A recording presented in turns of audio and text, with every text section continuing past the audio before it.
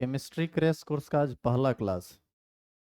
और इस पहले क्लास में पहले 5-7 मिनट हमारी बात को सुन लीजिए, क्योंकि कोई भी चीज़ स्टार्ट करना हो तो उसके लिए प्रॉपर प्लानिंग की ज़रूरत होती है, और हम उस प्लानिंग के अकॉर्डिंग चलें इसकी बहुत ज़्यादा ज़रूरत होती है। जैसे तैसे शुरू करके जैसे तैसे ख़त्म कर लें, ये कोई काम ढंग का हुआ नहीं। पहले सुनिए, समझिए बात को, और किसी तरह का कोई ऑब्जेक्शन हो तो बताइएगा। जो लोग ऑफलाइन बैठे हुए हैं वो भी, और जो लोग लाइव सुन रहे हैं वो भी। आप बोल के बता सकते हैं, ये लोग लिख के बता सकते हैं, अंतर यही है। देखो, सबसे पहले जो कोर्स हम करने आए हैं उसका मतलब समझ लेते हैं कि क्रैश कोर्स का क्या मतलब है। हम लोग क्रैश कोर्स के पीछे का पहले उद्देश्य समझिए इसका, कि क्रैश कोर्स हम लोग पढ़ते हैं, इसका क्या उद्देश्य है। यही उद्देश्य होता है ना कि एग्जाम में हमारी तैयारी अच्छी हो और बढ़िया नंबर आए। तो पहला चीज ये कि यदि आप इस मानसिकता के साथ आए हैं कि अब हमको नई नई बातें केमिस्ट्री में सीखने के लिए मिलेगी, तो वो सब जमाना अब चला गया। अब आपको कोई नई बातें सीखने के लिए नहीं मिलेगी। जो चीज़ आप पढ़े हैं उसी चीज़ में जो इम्पोर्टेंट बात है एग्जाम के पॉइंट ऑफ व्यू से, ये सब बात आपको मिलेगा। जो इम्पोर्टेंट चीज़ें हैं वो मिलेगी, उसी को हम लोग रिवाइज करेंगे। आप ऑलरेडी पढ़े हुए हैं, उसी पर आप प्रैक्टिस करेंगे, ढेर सारा क्वेश्चन करेंगे, ऑब्जेक्टिव करेंगे, सब्जेक्टिव करेंगे, फिर टेस्ट होगा। तो एक ऐसे काम को हम करने जा रहे हैं जो पूर्ण रूप से एग्जाम के रिगार्डिंग चल रहा है। तो यहाँ पर कहीं से खिस्सा करने का जगह नहीं बचता है, हल्ला करने का जगह नहीं बचता है, और आपकी कोशिश भी यही रहनी चाहिए कि जितना ज़्यादा हो सपोर्ट करें सिस्टम को। हालांकि आप सपोर्ट नहीं करेंगे फिर भी हम आपसे करवा लेंगे, ये बात तो जान रहे हो आप, नहीं जान रहे हो क्या? लेकिन यदि आप खुशी खुशी सपोर्ट कीजिएगा तो हमको भी खुशी मिलेगी, और फिर कहीं ना कहीं अच्छा बेहतर हम आपको पढ़ा पाएंगे। तो कोशिश कीजिएगा कि हल्ला गुल्ला ना करें, और जिस तरह से चल रहा है चलने दें। किसी तरह का ऑब्जेक्शन होगा तो ज़रूर बताइए, हम उसमें सुधार करेंगे। दूसरी बात, जो सबसे मोस्ट इम्पॉर्टेंट है इस सिलेबस के लिए, यहाँ पर बैठे हुए बहुत सारे लोग हैं, और बहुत सारे लोग जो लाइव क्लासेस से जुड़े हुए हैं, मैं सभी को कह रहा हूँ। अभी तक जितने भी 12th में एग्जाम देने वाले स्टूडेंट हैं केमिस्ट्री के, इसमें दो टाइप के स्टूडेंट। देखिए, हमारे लिए हमारी क्या डिफ़िकल्टीज़ है वो हम बता रहे हैं आपको, हमारी परेशानी क्या है वो सब हम आपको बताते हैं, और उसको कैसे हैंडल करना है। हैंडल हम अकेले नहीं कर पाएंगे, आपको सपोर्ट करना पड़ेगा। सुनिए क्या है, पहले वो बात सुनिए। यहाँ पर दो तरह के आदमी बैठे हुए हैं, दो तरह के स्टूडेंट बैठे हुए हैं। एक वो हैं जो साल भर पढ़े हैं, वास्तव में पढ़े हैं। अरे बीच बीच में एक दो क्लास छूट जाना या absent हो जाना वो बहुत बड़ा इशू नहीं है, आप लोग उसको मेंटेन कर लिए होंगे। नहीं भी करेंगे तो मान लीजिए साल साल भर में 2 साल में 2-4 को क्लास छूट गया तो उससे कुछ ज़्यादा बिगड़ने वाला नहीं है। यदि आप पूरा सिलेबस समझें तो कहीं से उतार भी लिए होंगे तो आपको समझ में आ गया। तो एक स्टूडेंट ऐसे हैं जो साल भर पूरा का पूरा क्लास किए हैं, सब कुछ पढ़े हैं, वो आए हैं क्रैश कोर्स करने के लिए। वो इस चीज को सोचकर आए हैं करने के लिए क्लास, कि हम जाएंगे तो जो पीछे साल भर पहले पढ़े हैं, जो थोड़ा बहुत भूल गए हैं, उसको रिवाइज कर लेंगे, और फिर सबसे ज़्यादा हम क्वेश्चन पर प्रैक्टिस कर लेंगे, क्योंकि यहाँ पर सिर्फ उसी क्वेश्चन पर प्रैक्टिस होगा जो बोर्ड एग्जाम में पूछा जाता है। और देखिएगा जब आप एग्जाम देने जाइएगा तो इसी टाइप का क्वेश्चन आपको मिलेगा। कंसेप्ट की दृष्टिकोण से 100% मैच करेगा। डाटा के दृष्टिकोण से नहीं कह सकते कि कितना मैच करेगा, क्योंकि केमिस्ट्री में लाखों क्वेश्चन बन सकता है, कहाँ पर क्या होगा नहीं होगा ये कहना मुश्किल है। कोई भी टीचर इस तरह से गेस नहीं कर सकता। हाँ, सब्जेक्टिव में डिट्टो मैच कर जाता है, क्योंकि सब्जेक्टिव में लिमिट रहता है क्वेश्चन का, ऑब्जेक्टिव में थोड़ी परेशानी होती। तो एक वो लोग हैं जो पूरा साल भर पढ़ाई किए और अब पढ़ने आए हैं। लड़का लोग वो उधर से निकल जाओ तो, लड़का लोग सब उधर से निकल के इधर आ जाओ तो।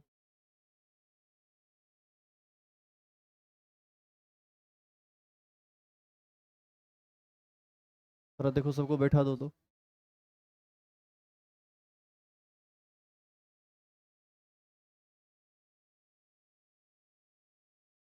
तो ये पहले कैटेगरी के लोग हैं जो ऑलरेडी पढ़े हुए हैं, बस एक बार रिवाइज करने के पॉइंट ऑफ व्यू से और क्वेश्चन प्रैक्टिस करने के पॉइंट ऑफ व्यू से आए।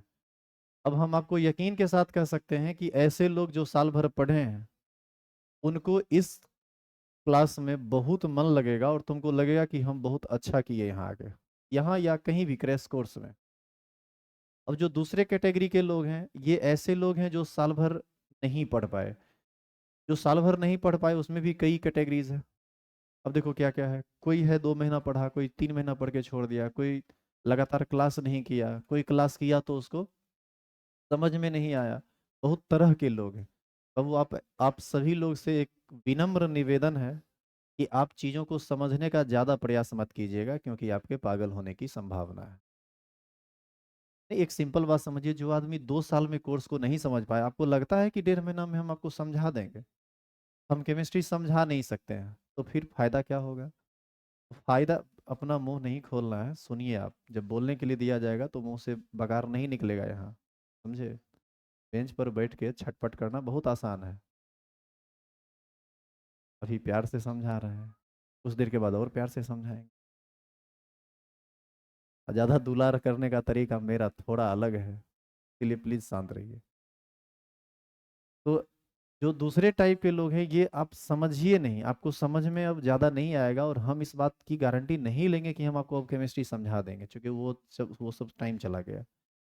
कोशिश ये कीजिए कि जो क्वेश्चन आपको दिया जाता है उसको कंसेप्चुअली यदि आप समझ लेते हैं तो ठीक है, लेकिन यदि नहीं समझते हैं तो कोशिश कीजिए क्वेश्चन को याद कर जाने का।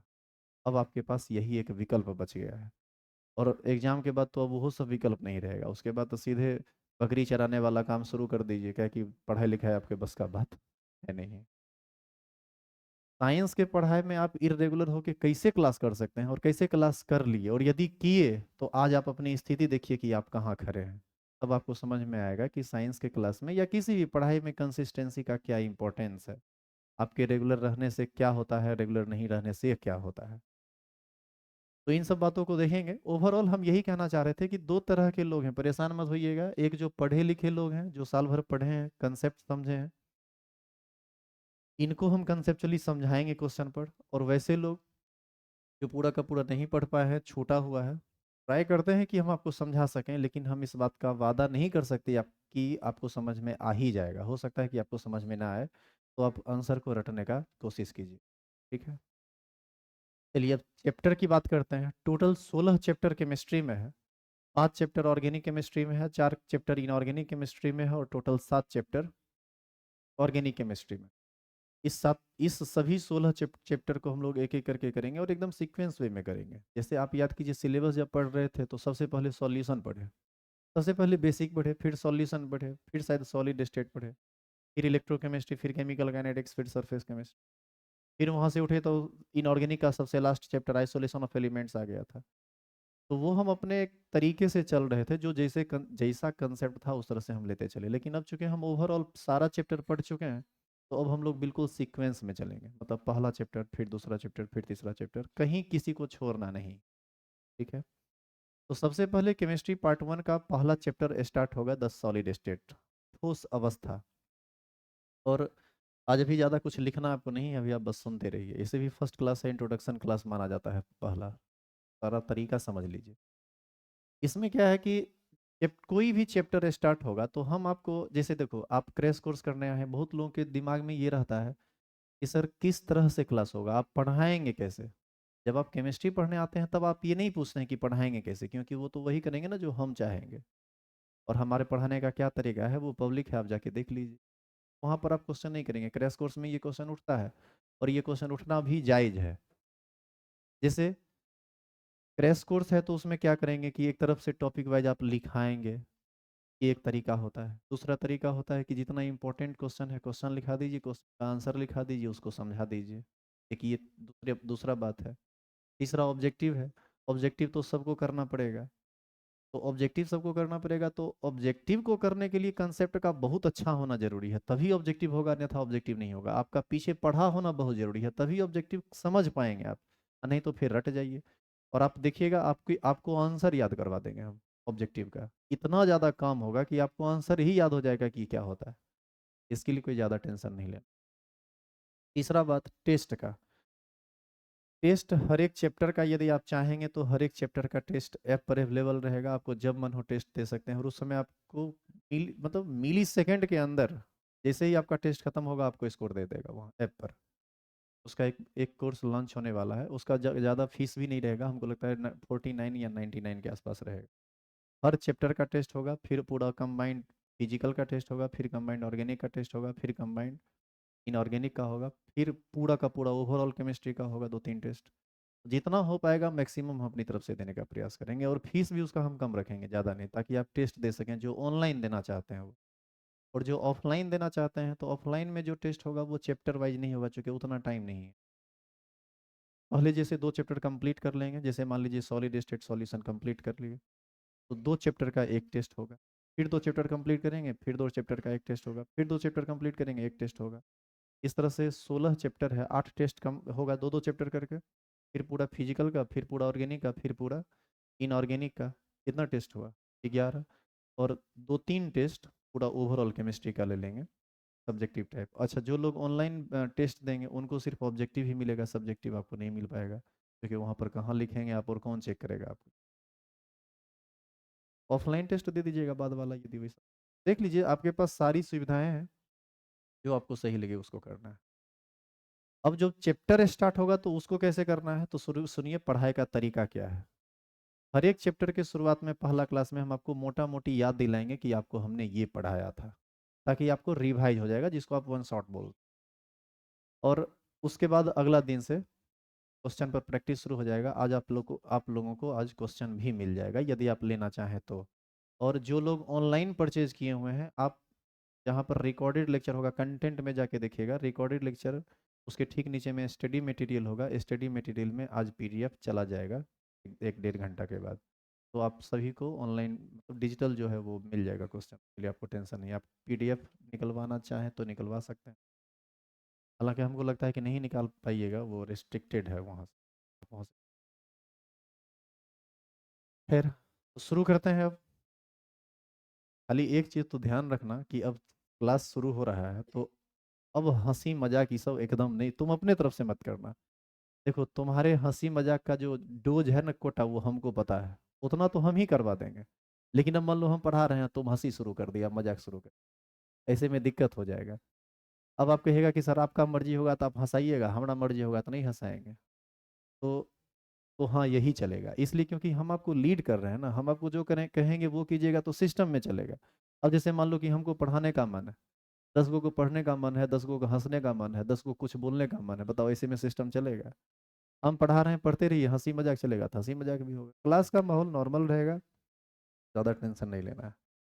तो ओवरऑल इतनी सारी बातें थी।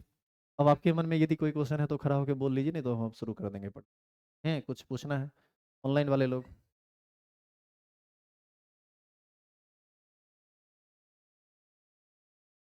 बोलिए, कुछ बोलना चाहते हैं तो। संडे को छुट्टी रहेगा, क्रैश कोर्स में संडे छुट्टी रहेगा। लेकिन वो रेगुलर बैच में चलेगा ना जी, वो पी ब्लॉक थोड़ा सा बचा हुआ है, वो चलेगा। तो छोड़ दें? बहादुर है तुम लोग रे।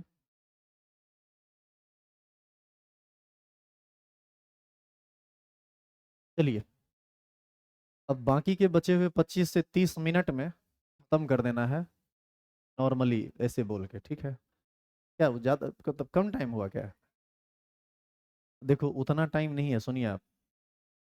16 चैप्टर है, एक क्लास लगेगा रिवीजन में, वन शॉट में।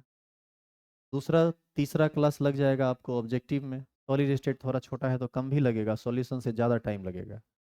और उसके बाद चौथा क्लास और पांचवा क्लास ये लग जाएगा आपको सब्जेक्टिव में।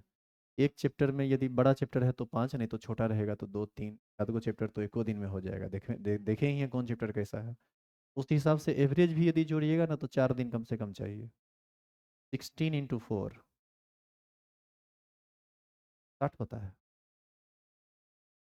64। ये 64 इफेक्टिव क्लास चाहिए, और 64 इफेक्टिव क्लास के लिए तो 2 महीना प्लस ना चाहिए। आपके पास दिसंबर है, जनवरी है, पूरा चला जाएगा, एग्जाम एकदम सट जाएगा एग्जाम में। बीच में संडे को छुट्टी रहेगा, संडे तो महीना में अबे करेगा 4 गो, उसको भी न घटाइएगा 8 क्लास। तो इसीलिए थोड़ा जल्दी खत्म करना पड़ेगा इसको, ठीक है? चलिए सुनिए, अब याद कीजिए जो जो बताया गया था उसको। सॉलिड स्टेट में सबसे पहले आपको सॉलिड का परिभाषा बताया गया कि इसका एक निश्चित आकार होता है, निश्चित आयतन होता है। गैस द्रव के बारे में जो बताया गया था वो आप जानते हैं। इसके बाद ठोस के प्रकार बताया गया था, इस आधार पर कि ठोस में अवयवी कणों की व्यवस्था कैसी होती। और आप याद कीजिए इस आधार पर ठोस दो प्रकार का हुआ था, एक हुआ था क्रिस्टलीय ठोस और एक हुआ था अक्रिस्टलीय ठोस। क्रिस्टलीय ठोस में जो कंस्टिट्यूएंट पार्टिकल्स था, आप याद कीजिए ये रेगुलर वे में अरेंज्ड किया हुआ था।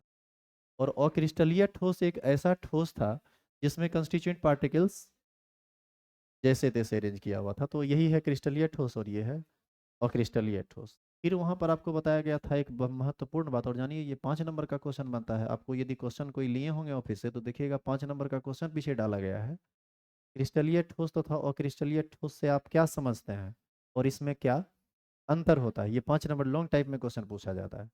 तो वहीं पर आप देखिएगा, आप यदि रिवीजन करके, कल बोला गया था सबको रिवीजन करने के लिए, जिस चैप्टर की शुरुआत होगी उससे पहले आप अपने आप रिवीजन कर लीजिएगा, हमारे बोलने के भरोसे नहीं रहिए। आप अब एक्टिव होकर थोड़ा काम कीजिए, बेहतर कीजिएगा। फिर आपको बताया गया कि क्रिस्टलीय ठोस और अक्रिस्टलीय ठोस में क्या अंतर होता है। एक में लघु परासी व्यवस्था होती है, एक में दीर्घ परासी व्यवस्था होती है, एक का मेल्टिंग पॉइंट शार्प होता है, एक का मेल्टिंग पॉइंट शार्प नहीं होता है, एक आइसोट्रॉपिक होता है, एक एनाइसोट्र एनाइसोट्रॉपिक होता है। याद कीजिए ये सब बात बताया गया था, तो ये सब भी आगे चल के क्वेश्चन बन के आएगा। फिर हम लोग पढ़े थे इसी में कि ठोस के प्रकार इस आधार पर कि वो जिस अवयवी कण से बना है वो कितना टाइप का होगा। याद करो उसी में आयनिक ठोस हुआ था, कोवेलेंट सॉलिड हुआ था, मेटालिक सॉलिड हुआ था, याद है आपको। आयन से बना था तो आयनिक सॉलिड हुआ था। इसमें बहुत तरह की बातें हैं, लेकिन उतना इंपॉर्टेंट बात ये नहीं है एग्जाम के पॉइंट ऑफ व्यू से, इसलिए हम इस पर ज़्यादा बात नहीं बोल रहे। इसके बाद जब आप आगे चले तो उसमें आपको बताया गया कि ठोस में, क्रिस्टलीय ठोस में जो मूल एकक, मूल कोष्टिका की संख्या होती है वो कितनी होती है, 7। और इस सातों का जो स्पेस लेटिस होता है, जिसको आप ब्राभ्यास लेटिस कहते हैं, ये कुल मिला के कितना होता है, 14। ये सब ऑब्जेक्टिव क्वेश्चन में पूछा जाता है, सेट मिलेगा देखिएगा आपको वहां पर समझ में। हमको पढ़ना है सिर्फ किसके बारे में, क्यूबिक यूनिट सेल के बारे में। और क्यूबिक यूनिट सेल की 3 व्यवस्था आपको बताई गई थी, एक सिंपल क्यूबिक में, एक बॉडी सेंटर्ड क्यूबिक में और एक फेस सेंटर्ड क्यूबिक में।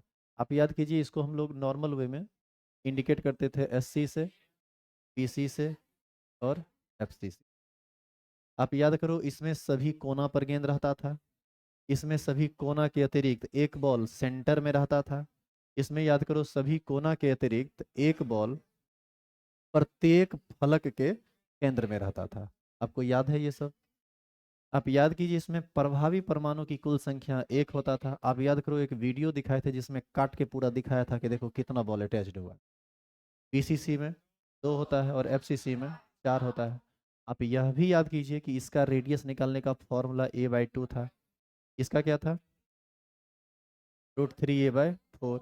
और ये क्या था, a/2 √2 था शायद, ये था, या √2a/4 लिखा हुआ होगा, दोनों एक ही बात होगा। तो ये रेडियस निकालने का फॉर्मूला था।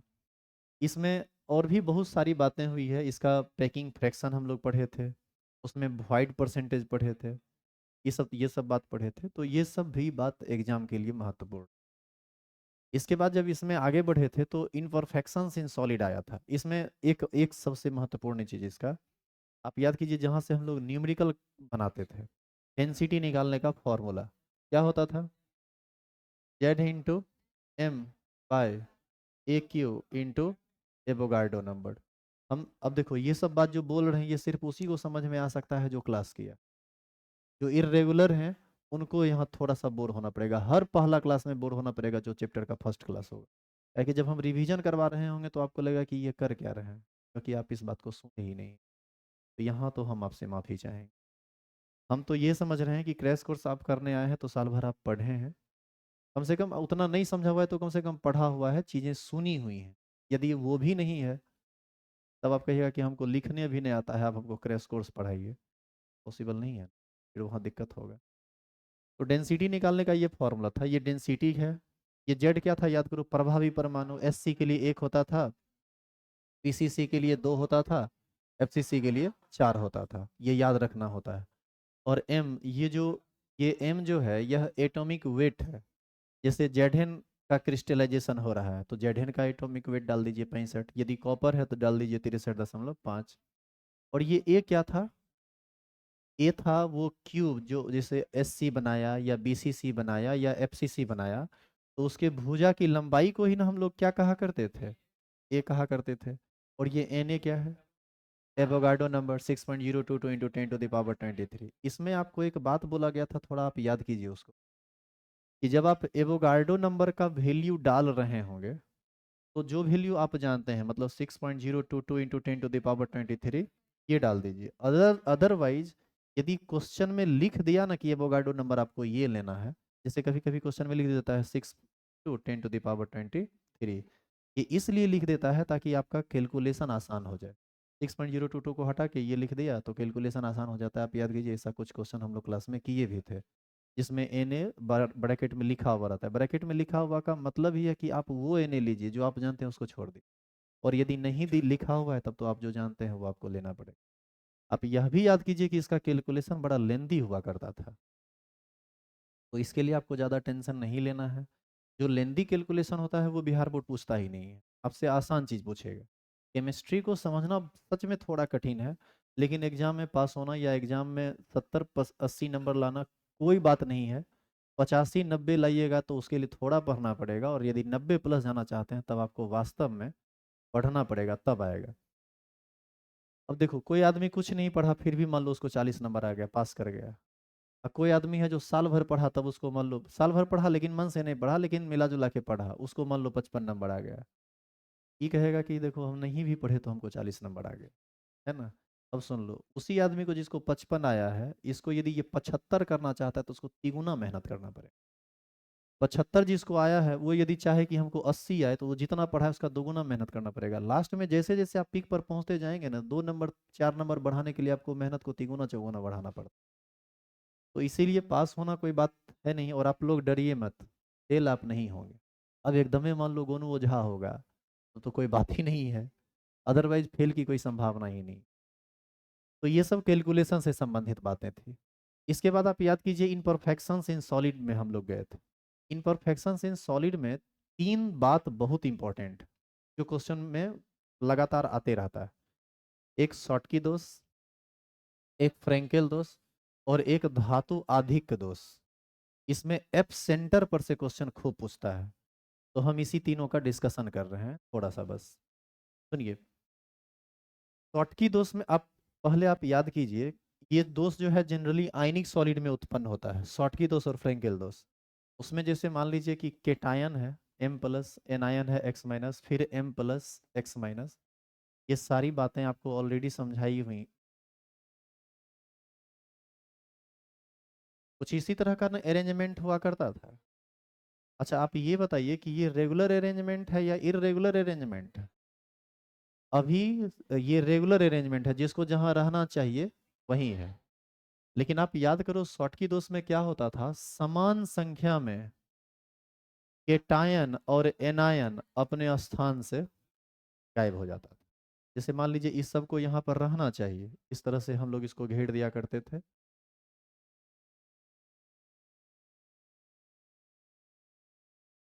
ये जो सॉलिड है ये एक लेयर बनाया, ऐसा ऐसा कई लेयर रहता है।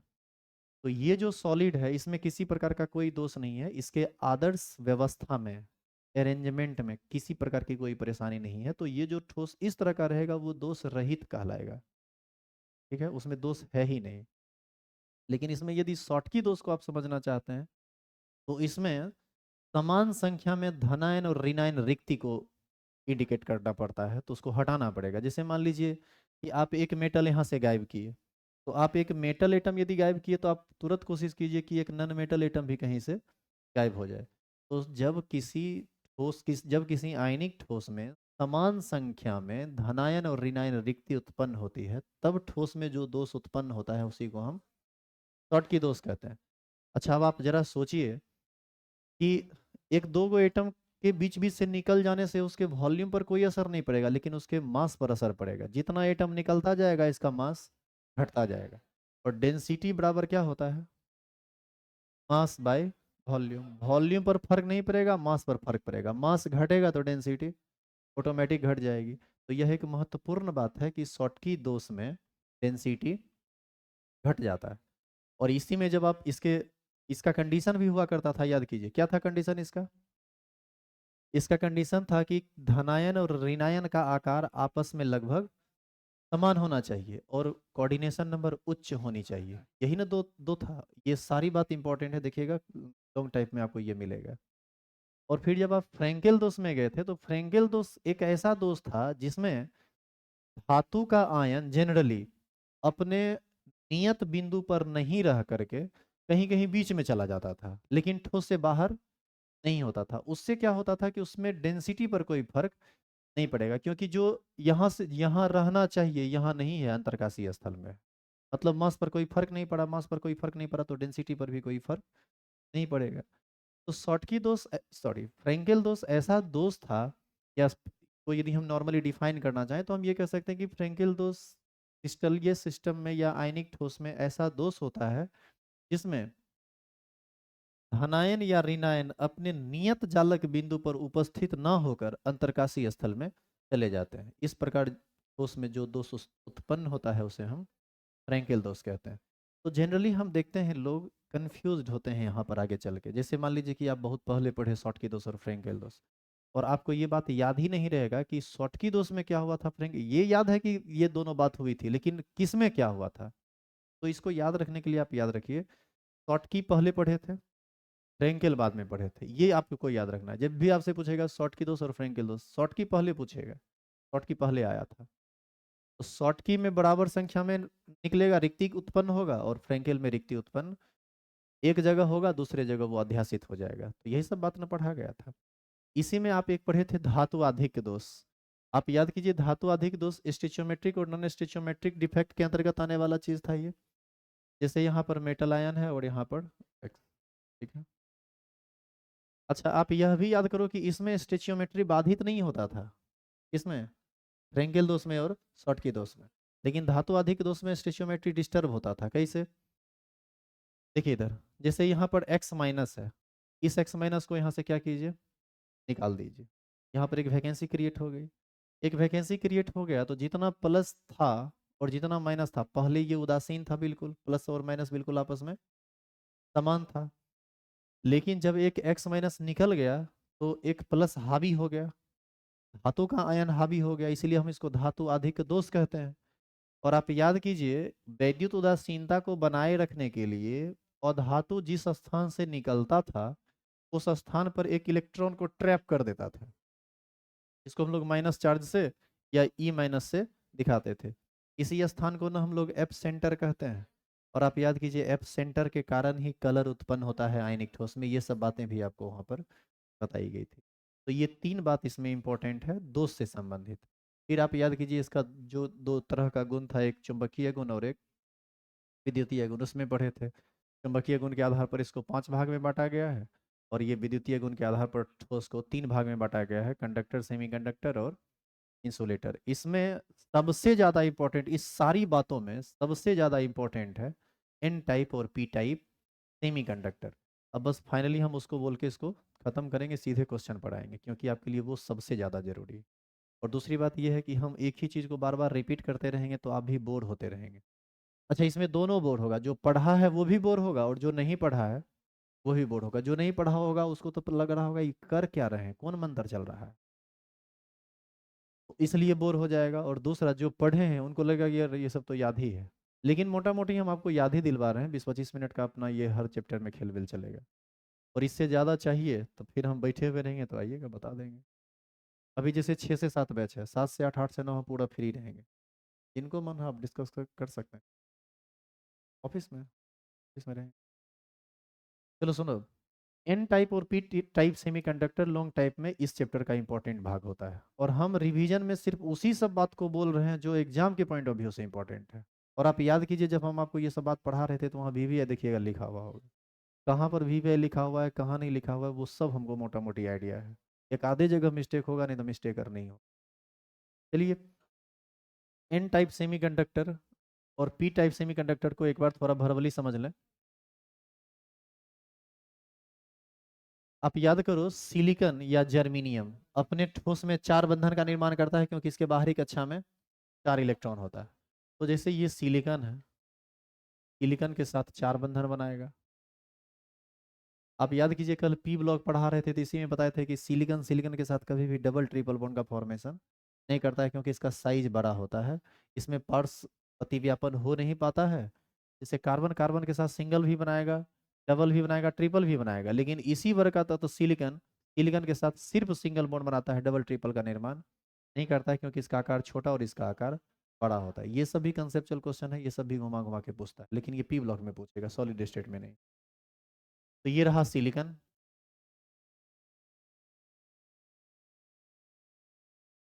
देखो, ये सिलिकॉन है, ये एक आइडियल अरेंजमेंट है, इसमें किसी प्रकार का कोई डोपिंग नहीं हुआ। यदि आप इसको सेमीकंडक्टर बनाना चाहते हैं या इसके कंडक्टिविटी को थोड़ा बढ़ाना चाहते हैं, तो आप क्या कीजिए, सिलिकॉन के स्थान पर या तो वर्ग 13 के किसी तत्व को डाल दीजिए, और नहीं तो वर्ग 15 के किसी तत्व को। वर्ग 14 को नहीं डालना है। क्यों नहीं डालना है? यदि आप 14 वाला डालिएगा, जैसे मान लीजिए कार्बन डाल दीजिएगा, सिलिकॉन भी 4 बंधन बनाता है, कार्बन भी 4 बंधन बना लेगा, पता चलेगा कि कोई इलेक्ट्रॉन फ्री हुआ ही नहीं, और इलेक्ट्रॉन जब तक फ्री होगा नहीं तब तक वो कंडक्टर होगा नहीं, या सेमी कंडक्टर भी नहीं हो पाएगा, क्योंकि वहां पर करंट का फ्लो ही नहीं हो पाएगा, क्योंकि जब तक इलेक्ट्रॉन फ्री नहीं रहेगा तो करंट का फ्लो होगा कैसे? करंट का फ्लो क्या है? इलेक्ट्रॉन का फ्लो। तो इलेक्ट्रॉन ही फ्री नहीं है तो फ्लो किसका होगा? मान लीजिए हम कहेंगे कि बाढ़ आ गया, कहेगा कहाँ, पानी तो ये नहीं है। पानी ये नहीं है तो बाढ़ कैसे आएगा? वही बात ना यहाँ भी है। तो यहाँ पर आप क्या कीजिए, जैसे वर्ग 13 का तत्व, अब अच्छा, इसको याद रखना पड़ेगा। कभी कभी ऑब्जेक्टिव क्वेश्चन ऐसा पूछता है जिसमें आप भयानक कंफ्यूज होइएगा। अब देखिए कैसे कंफ्यूज। अब जैसे मान लीजिए इसमें हम इंडियम डालते हैं, तो ये वर्ग 13 का तत्व है, और इस यदि हम इसमें आर्सेनिक डालते हैं, ये वर्ग 15 का तत्व है। तो आपको पता होना चाहिए कि कौन वर्ग 13 का तत्व है, कौन वर्ग 15 का तत्व है, उसके हिसाब से ही आपको क्वेश्चन पूछेगा। जैसे आपसे क्वेश्चन पहले पूरा बात समझ लीजिए। जैसे आप इंडियम डाले, इंडियम, इसके लिए आप याद करो, पीरियोडिक टेबल में एक बात बताया गया था, बैगन आलू गाजर इन थैला। बैगन आलू गाजर इन थैला, यल था, ठीक है। अब बताइए, इंडियम यही है ना, ये वर्ग 13 का तत्व है। और ये जो था वर्ग 15 का तत्व, इसमें आप याद कीजिए, नेपाल पाकिस्तान ऑस्ट्रेलिया सब बीमार, इसी तरह से नहीं करते थे। एगो दूसरा तो तुमको बढ़िया से याद होगा, क्या था बताओ? निर्मला, प्रियंका, ऐश्वर्या सबकी बीवी, बताया गया था ये। अब इसके हिसाब से आप सेट कर लेंगे तो आपको पता चल जाएगा। सुनिए, अब इस सबके बाहरी कक्षा में 3 इलेक्ट्रॉन होता है, और इस सबके बाहरी कक्षा में 5 होता है। अब जैसे मान लो कि तुम उठा और अल्युमिनियम का डोपिंग कर दिया, मतलब सिलिकॉन को हटाया, डाल दिया किसको? अल्युमिनियम को। तो सिलिकॉन हटा तो 4 इलेक्ट्रॉन लेके गया, और अल्युमिनियम आया तो मात्र 3 इलेक्ट्रॉन लेके आया। 3 इलेक्ट्रॉन लेके आया तो 1 इलेक्ट्रॉन का स्थान खाली ना हो गया, यानी 1 इलेक्ट्रॉन की कमी हो गई। कमी हुई तो कौन type? P type, positive type. और इसी में यदि तुम आर्सेनिक डाल देता, सिलिकॉन निकाला, डाला कौन चीज? आर्सेनिक। तो ये 4 लेके गया, और ये आर्सेनिक 5 लेके आया। 4 4 के साथ बंधन बना लिया, और एगो फ्री हो गया, एगो फ्री हो गया, बस उसके कंडक्टिविटी रेंज को बढ़ा देगा। तो ये एक्स्ट्रा इलेक्ट्रॉन इंटर कर गया, इसीलिए इसको कौन टाइप बोलते हैं? N type. तो यही था एन टाइप और पी टाइप सेमीकंडक्टर। भाषा में कैसे लिखे थे आपको याद ही होगा। और दूसरी बात कि ये क्वेश्चन हम ऐसे भी आपको लिखाएंगे, यदि आप सब्जेक्टिव का भी आंसर हमसे लिखवाएंगे तो।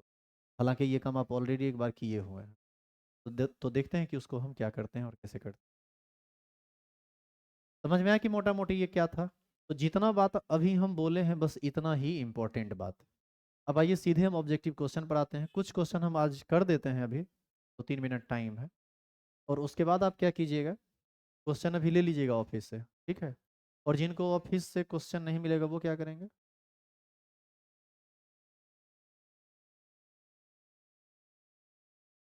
पीडीएफ चैनल पे भी डाल दें क्या? टेलीग्राम पे? ठीक है, टेलीग्राम पे पहला चैप्टर है, हम डाल देते हैं। दूसरा चैप्टर से तो नहीं डालेंगे। अरे हार्ड कॉपी रहेगा ना, कम से कम दोबारा देखबो करोगे। मोबाइल में तुम जो, देखो सिस्टम ऑनलाइन का बहुत बढ़िया है, यदि आदमी समझदार हो तो। मोबाइल वाला चीज मोबाइल में रह जाएगा। अच्छा, मोबाइल में चेक कैसे मारेगा? 2 का 20 हो जाता है।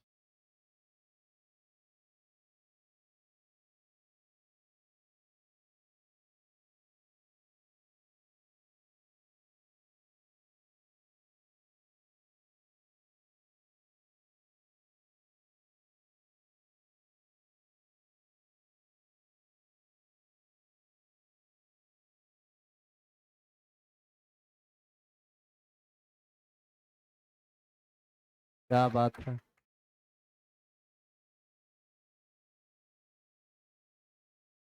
चलिए आइए ऊपर।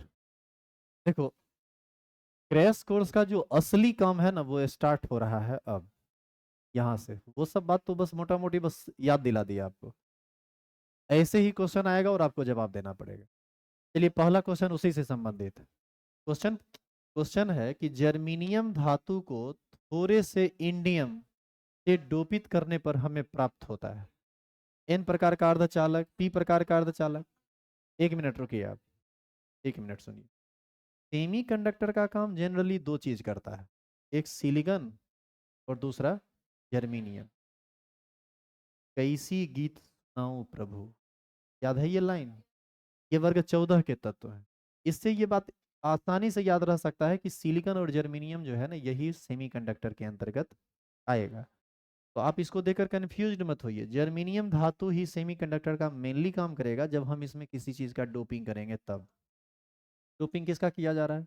इंडियम का। तो अभी ही ना आपको हम बताए थे कि आपको ये बात याद रहना चाहिए कि जो धातु अंदर जा रहा है वो वर्ग 13 का है या वर्ग 15 का है, क्योंकि परमाणु संख्या याद रखना तो और मुश्किल है इसका। जैसे जैसे हायर एटॉमिक नंबर में जाते जाएगा उसको याद रखना मुश्किल होता है, हमको भी ध्यान उतना नहीं रहता है। तो ऐसी स्थिति में हम चेक करेंगे, वही 2 बात याद रखें, बैगन, आलू, गाजर, इन थैला। अब इसमें यदि नहीं बैठा तो आप इधर भी एक बार देख लीजिए। नेपाल, पाकिस्तान, ऑस्ट्रेलिया, सब बीमार। अब बताइए कि नेपाल, पाकिस्तान, ऑस्ट्रेलिया सब बीमार, इसमें तो आईएन आएगा नहीं।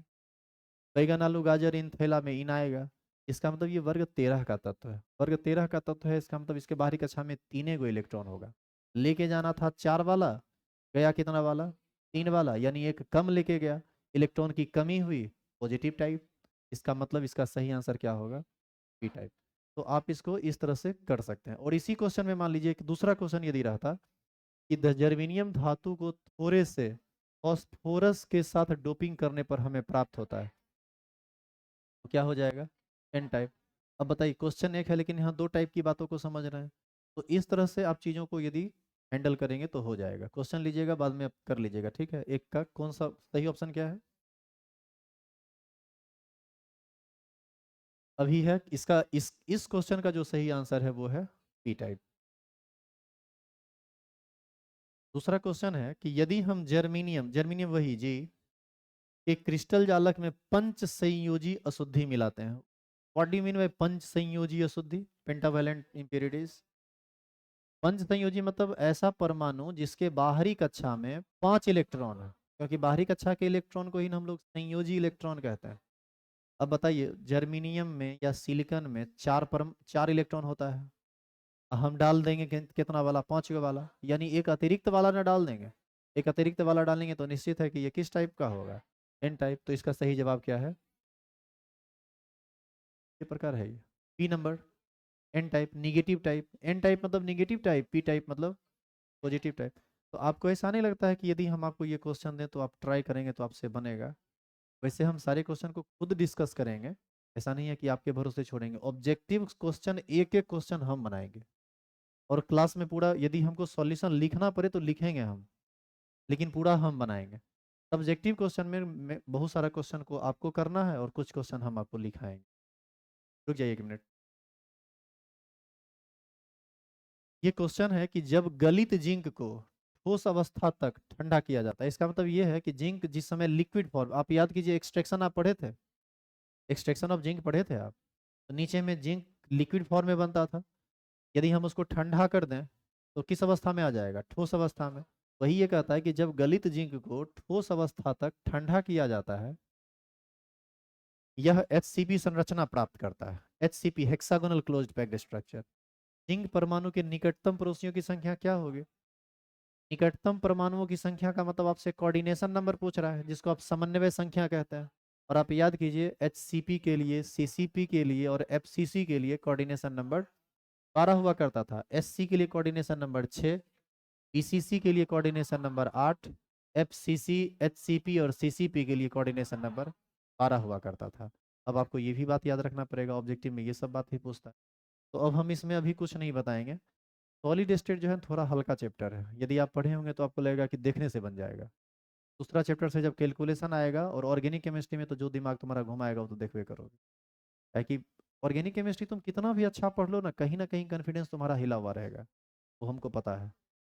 तो इसीलिए उसके लिए टेंशन नहीं लेना है, जो जो चैप्टर जितना जल्दी खत्म हो जाए खत्म करते हुए हमको आगे बढ़ना है। तो अभी आप क्वेश्चन लेके निकलिएगा, हम टेलीग्राम पे अभी डाल देते हैं, ठीक है? कुछ देर में डाल देंगे। जो हार्ड कॉपी लेना चाहते हैं ले लीजिए। कल हम इसको डिस्कस करेंगे पूरा ऑब्जेक्टिव।